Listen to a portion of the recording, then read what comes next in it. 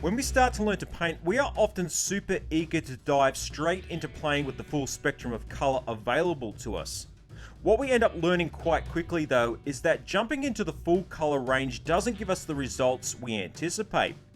More often than not, we usually end up with something that resembles a bit of a rainbow mess. So what are we missing from this?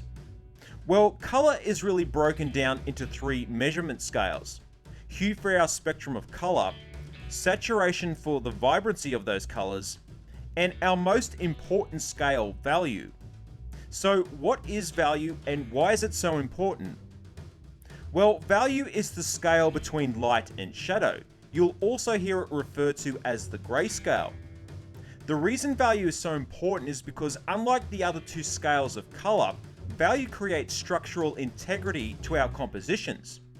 Every time there's a change of plane in an object, or a change of plane within an environment, we also get a change of value. This helps to create not only the form of the object, but also creates the illusion of depth. This means that unlike hue and saturation, we can create strong compositions with value alone.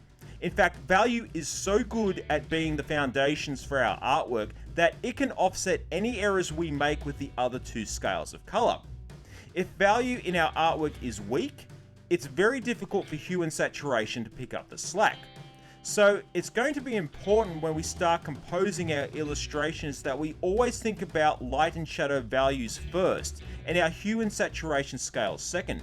The more we study and practice with value, the more successful our artwork is likely to be. Looking to learn a little more about colour theory? Then check out the JW Learning series of colour theory classes on Skillshare. Sign up with the link below to get your free trial. Let's get started.